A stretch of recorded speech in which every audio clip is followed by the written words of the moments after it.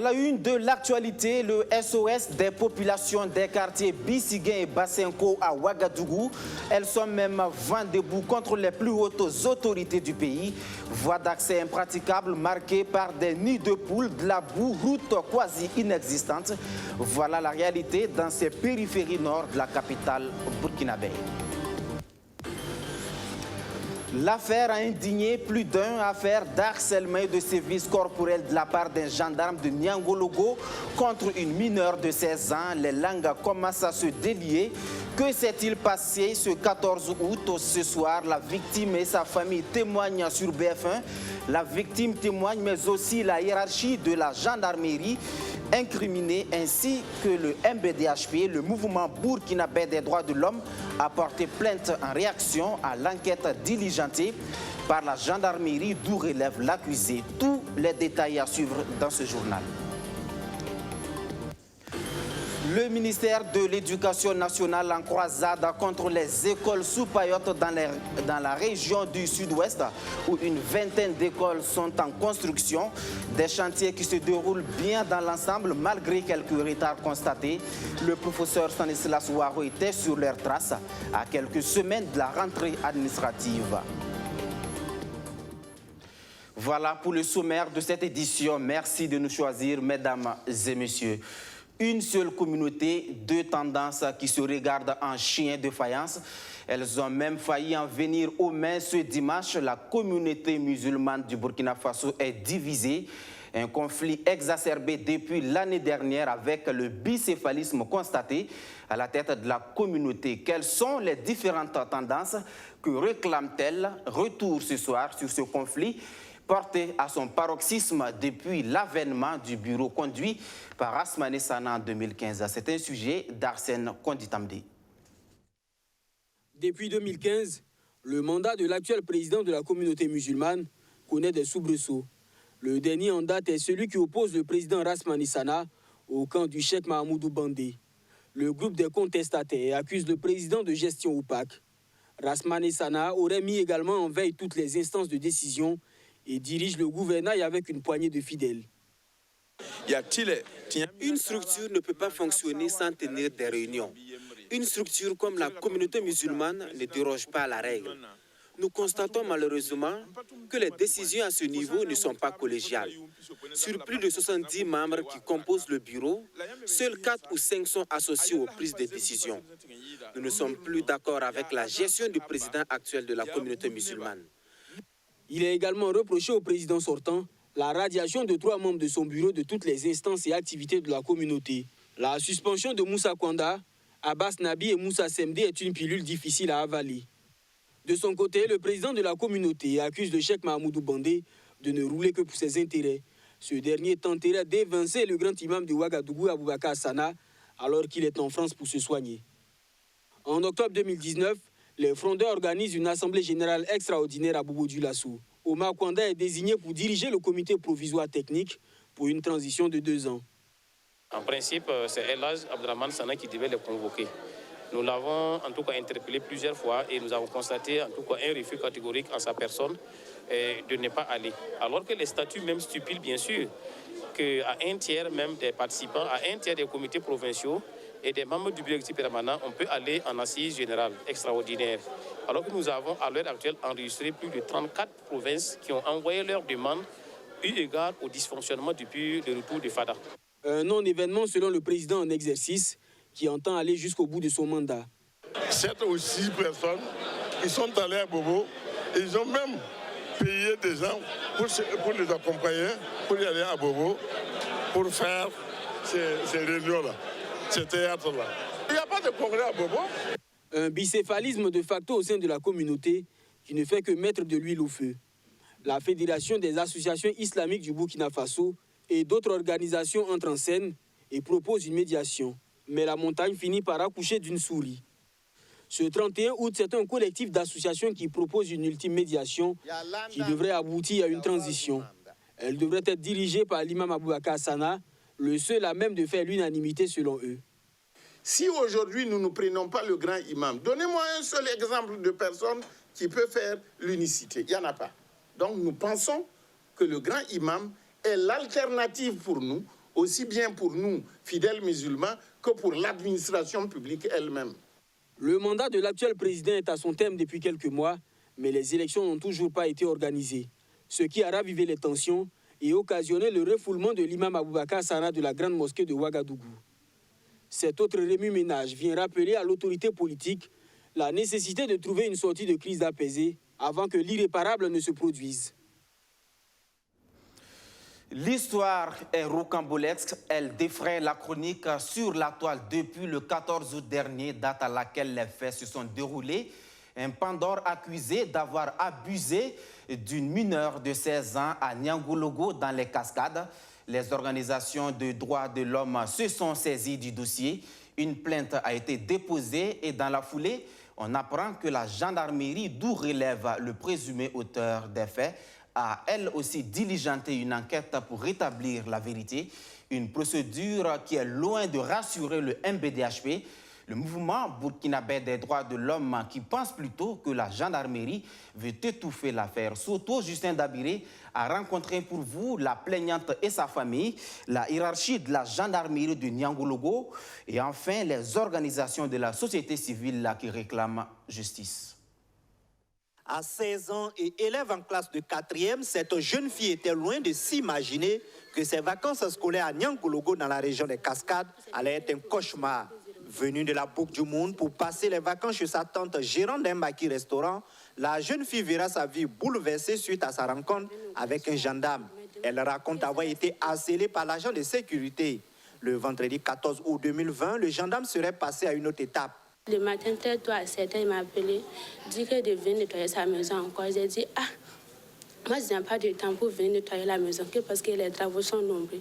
Je ne pourrai pas venir.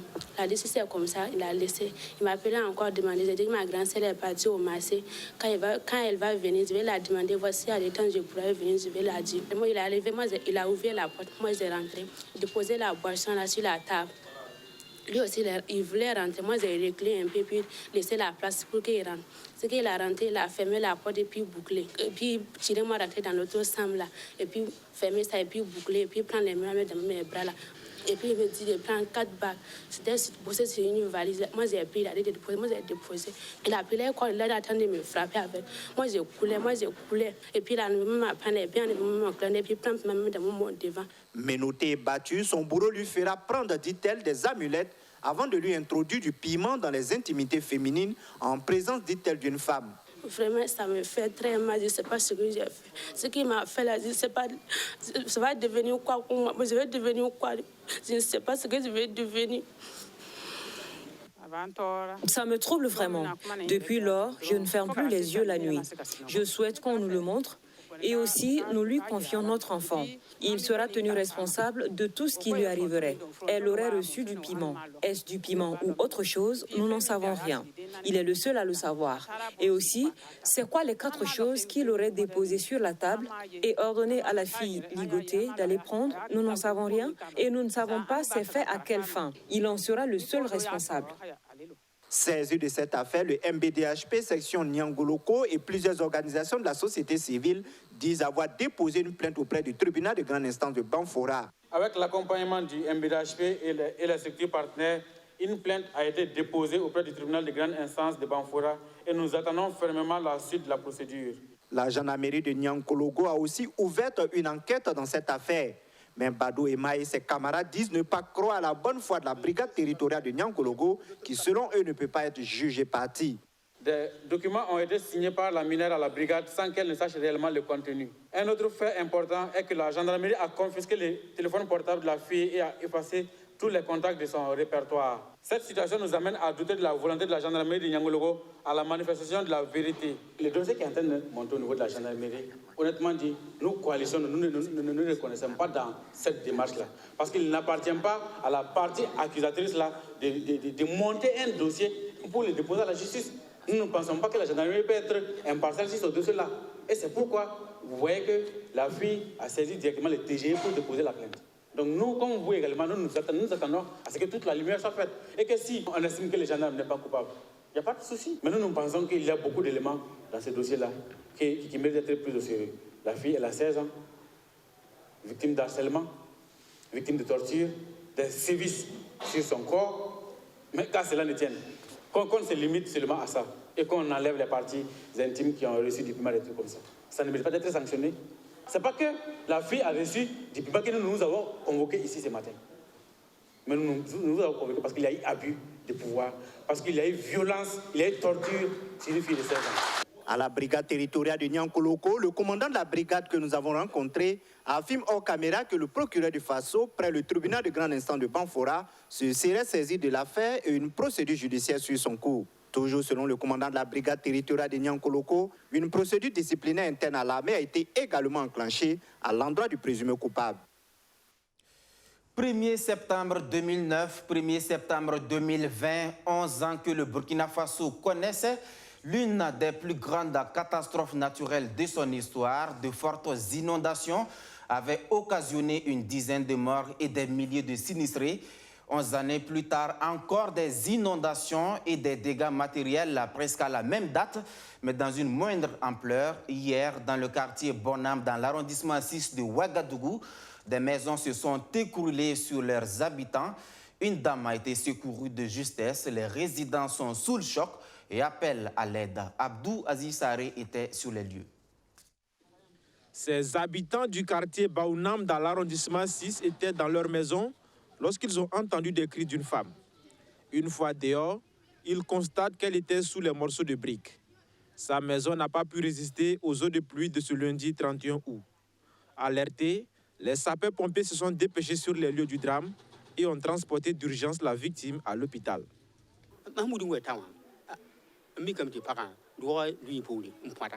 Lorsque nous sommes arrivés, nous avons vu qu'elle était coincée sous les décombres. Mais grâce aux bonnes volontés, nous avons pu la sortir de là. Elle est maintenant à l'hôpital, mais nous n'avons pas encore eu de ses nouvelles. C'est la deuxième maison qui s'écroule dans le quartier liée aux eaux de pluie. La première, heureusement, n'a pas fait de victimes.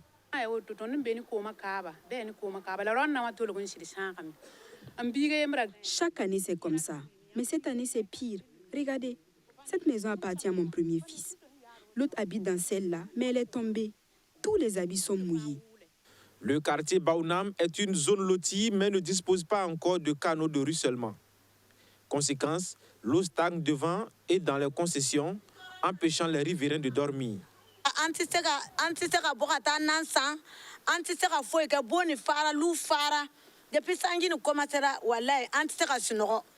On ne peut plus sortir pour aller faire le marché, ni pour aller vendre. Depuis le début de la saison des pluies, nous n'avons plus eu le sommeil tranquille. Les maisons sont devenues comme des barrages. Chaque matin, on ne fait que nettoyer et vider. Nous sommes vraiment fatigués de cette situation et nous avons besoin d'aide. Dans cette cour, toute la famille est obligée de partager la même maison, la seule qui résiste encore aux aléas climatiques. Actuellement, c'est impeccable. On ne peut même pas. Tout est mélangé ici. Regarde la route, on ne peut même pas passer. Il n'y a pas de voie. Vraiment, c'est difficile vraiment pour les parents de sortir. Même nous-mêmes, les jeunes, on fait les efforts pour que, de sorte à permettre à ce que les gens puissent rentrer, mais c'est difficile. On ne peut même pas passer. Les habitants du quartier demandent aux autorités communales de prendre à bras le corps la situation et trouver des solutions à leur calvaire. Pluie diluvienne toujours et ses conséquences. À Bonham, on a appelé l'État à la rescousse. À Basenko également, en périphérie nord de la capitale, le SOS est lancé. Les habitants des quartiers Bissiguin et Basenko appellent l'exécutif à avoir un regard sur l'état de leurs routes. Des routes impraticables ou quasi inexistantes. Lasse d'attendre les autorités, les populations tentent de colmater les brèches pour atténuer leur calvaire. Archimède Boy. Les pieds pleins de boue, Madi et ses camarades sont au four et au moulin pour permettre aux vélos, motos et automobiles de sortir ou de rentrer à Basenko.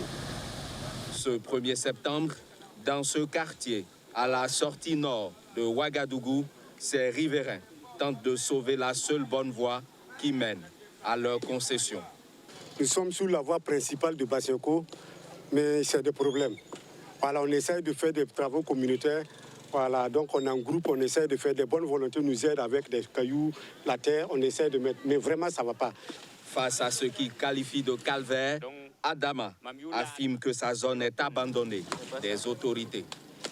meli wera mene to dama laham taba to chongdo maternité wa be tora bani ndara menga pa ya kumdo bene to bol ambila tawa taka tongo waye abulika pa kenga pa ti rom le biga kimi. Ces bonnes volontés, ce sont des habitants de Bassinko, regroupés en associations. Même si leurs solutions sont temporelles, ils ont décidé de prendre le taureau par les cornes. On n'a pas attendu la mairie, on n'a pas attendu aussi le gouvernement, on n'a pas attendu les communes pour pouvoir faire ces travaux-là, parce que d'abord, nous sommes les premiers bénéficiaires de ça. Avec l'état de cette route, Siaka dit avoir abîmé plusieurs pièces de son véhicule. Il a même pris le soin de les collectionner et de les peser. C'était plus de 100 kilos. Tout ça, c'est sorti du véhicule. Pour dire jusqu'à quel point l'état de la route est vraiment désastreuse. Un peu plus loin, il y a cet ouvrage censé faciliter le passage des habitants. Mais quand les pluies sont fortes, les eaux montent et la traversée présente des risques. Cette saison pluvieuse, les eaux ont déjà fait des victimes. Le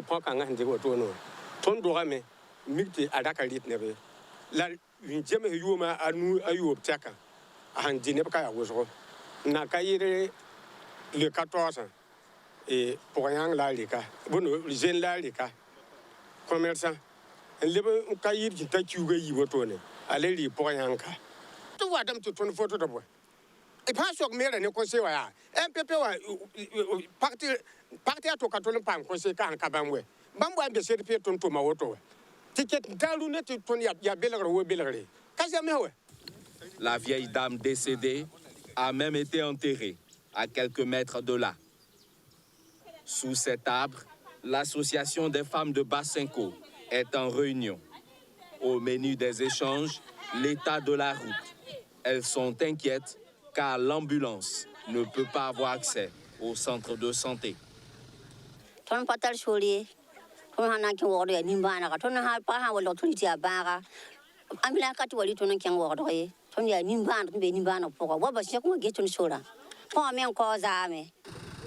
Sur le chemin retour, il faut passer par Bissiguin.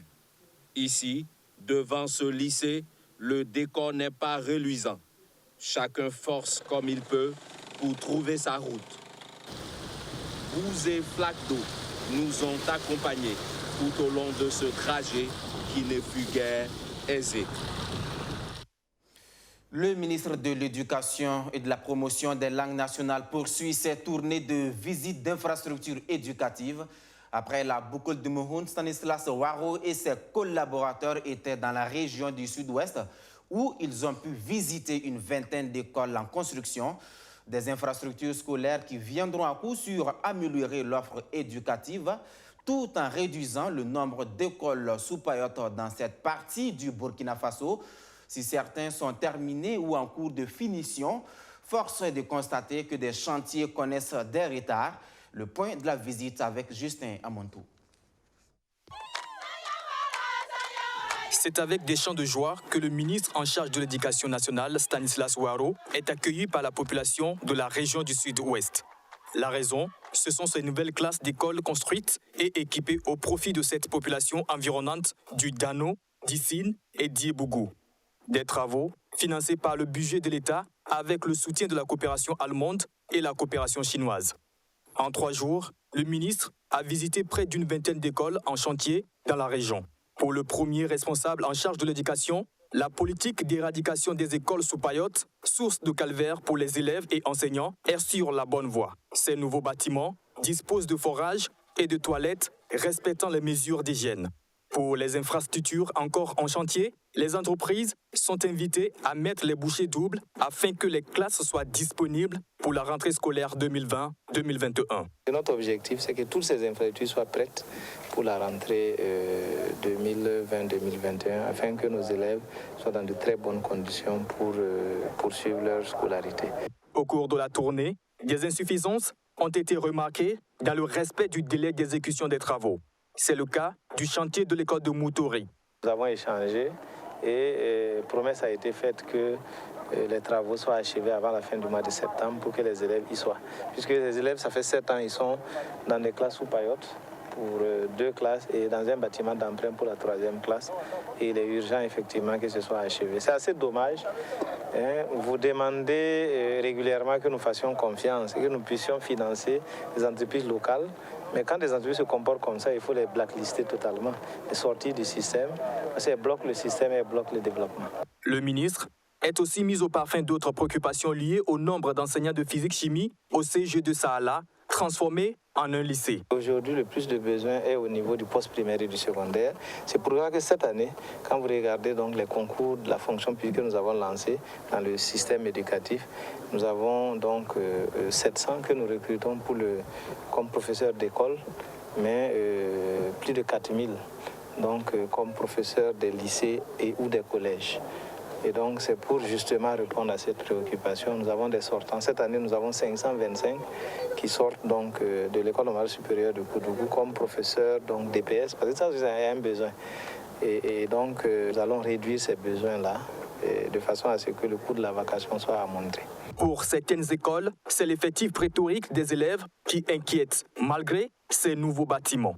Un manque de forage et d'électrification est aussi noté. Le ministre a, au cours de la tournée, planté des arbres. Il a félicité la population du Sud-Ouest pour sa collaboration dans le bon déroulement des travaux.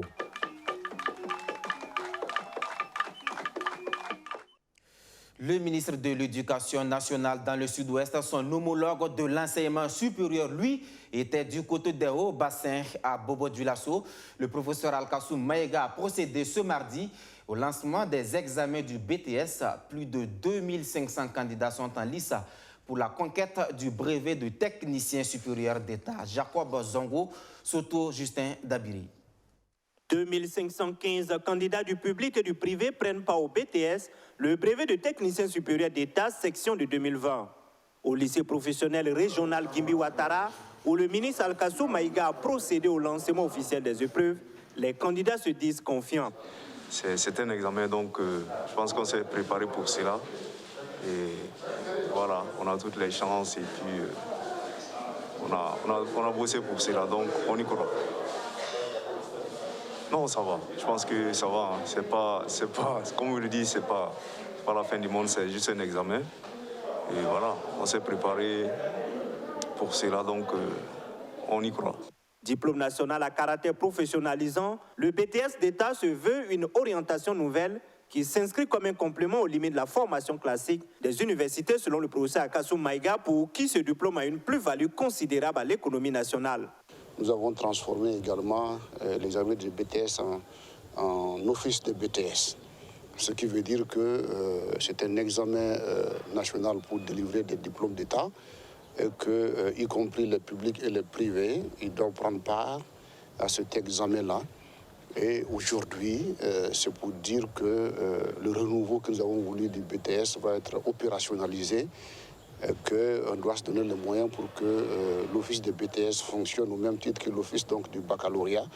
C'est le changement que nous avons voulu en termes donc de diversification des offres de formation, mais surtout en termes de produire des cadres compétents qui sont capables d'être compétitifs dans le secteur économique de notre pays. Le BTS section de 2020 est marqué par la pandémie de la Covid-19. Des dispositions sont prises, rassure le président du jury numéro 3, même si ces mesures ont du mal à être respectées par les candidats. Tous les candidats qui ont reçu les convocations, c'est bien mentionné sur la convocation, le port du masque est obligatoire. Bon, comme vous connaissez la situation, actuellement, ces mesures ne sont pas totalement appliquées. Voilà, il y a des petits soucis à ce niveau, mais il faut quand même faire l'effort pour faire appliquer ces mesures-là. Vous avez constaté qu'il y a certains qui respectent les consignes, d'autres ne les respectent pas. Bon, nous allons quand même s'atteler à cela, passer dans les salles là, pour dire aux gens quand même de porter les masques. Le brevet de technicien supérieur est un examen national dont la commission est logée à l'université Naziboni. Les 2215 candidats qui prennent part au BTS section de 2020 viennent d'une quarantaine d'établissements publics et privés et sont repartis dans 16 jurys et 2 centres. Les résultats sont attendus en principe pour le samedi 12 septembre 2020. À présent, voyons cette belle initiative dans le domaine de l'aviculture, une formation de 48 heures voulue par le jeune entrepreneur social burkinabé Emmanuel Bambara. L'idée, c'est de former plus de 500 jeunes sur la production de poussins et la fabrication de couveuses. Justin Amonto nous en dit plus.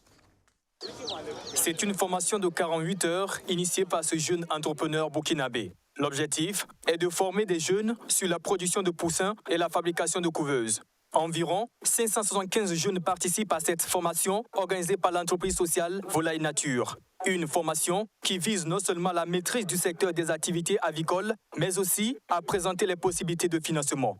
Volaille Nature, c'est une structure qui évolue dans la production de volailles, de poussins, dans la formation, dans l'orientation pour la possibilité d'avoir des financements. Parce que la chose la plus compliquée n'est pas de commencer seulement un projet, mais c'est d'avoir en fait des débouchés. La formation a aussi pour but de développer le leadership des jeunes entrepreneurs. Pendant ces 48 heures, nous avons abordé de façon générale la mentalité du jeune leader africain. Cette formation s'est passée et s'est très bien passée. Nous avons été parrainé par le coach Bruno Compaoré, qui est aussi le DG du Fonds burkinabé de développement économique et social. J'ai essayé de communiquer sur la mentalité, quelle mentalité les jeunes leaders africains doivent avoir. Il faut que nous ayons une mentalité de savoir que l'administration ne peut plus employer tout le monde, il faut l'entrepreneuriat. Une initiative appréciée par les participants qui aspirent déjà à l'élaboration de projets dans le domaine avicole. Au cours de cette formation, nous avons appris beaucoup de choses, notamment les types de bâtiments que nous devons connaître pour pouvoir mettre en place notre projet avicole. Le conseil que je peux donner à l'ensemble de la jeunesse du Burkina Faso, c'est de s'investir réellement dans la production avicole parce que c'est un secteur aujourd'hui qui est rentable, c'est un secteur qui peut permettre à cette jeunesse vraiment de résoudre véritablement cette question de chômage et c'est un secteur qui peut véritablement développer le Burkina Faso. Au terme de cette formation, chaque participant a reçu 20%. D'autres formations sont prévues pour le 26 et le 27 septembre prochain. Dans l'actualité internationale, nous parlons de la situation politique en Côte d'Ivoire qui a un écho dans le pays de l'oncle Sam. Les Ivoiriens de la diaspora américaine proches de l'opposition politique, eux aussi disent non à un troisième mandat du président sortant Alassane Ouattara. Ils étaient quelques dizaines devant leur ambassade à exprimer leur mécontentement. La correspondance sur place aux États-Unis avec Hassan Nakrou.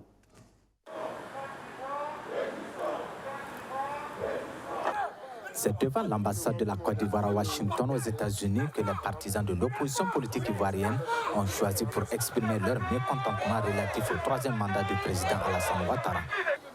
Mon message, il est simple. Je ne veux même pas que la Constitution soit à débat. Parce que l'esprit premier de cette Constitution était clair. Alassane Ouattara ne devait plus jamais se présenter à quelconque élection présidentielle. Simple. Tous les débats qui sont autour, ça ne nous concerne pas. Ce n'est pas tout. D'autres revendications font aussi partie de leur agenda du jour. La deuxième revendication, c'est que tous ceux qui ont été exclus, à savoir le président Gbagbo, le premier ministre Soro Guillaume, le ministre Chablé Goudet, puissent être autorisés à s'inscrire sur la liste électorale et à être candidats et que le meilleur gagne pour que la Côte d'Ivoire avance. Nous voulons une démocratie vraie en Côte d'Ivoire, pas d'élections truquées. Nous voulons aussi une révision de la commission électorale et de la liste électorale. Pour certains manifestants, il n'est plus question de laisser les dirigeants s'éterniser au pouvoir. Le printemps de l'Afrique de l'Ouest a démarré depuis le Mali et se prolonge sur la Côte d'Ivoire et ira aussi en Guinée et au Sénégal. Donc préparez-vous, chers Africains, à faire face à ces dictateurs-là qui veulent se pérenniser au pouvoir. Venus de plusieurs États américains, ces protestataires disent être déterminés pour se faire mieux entendre afin que les lignes puissent bouger du côté de leur pays natal.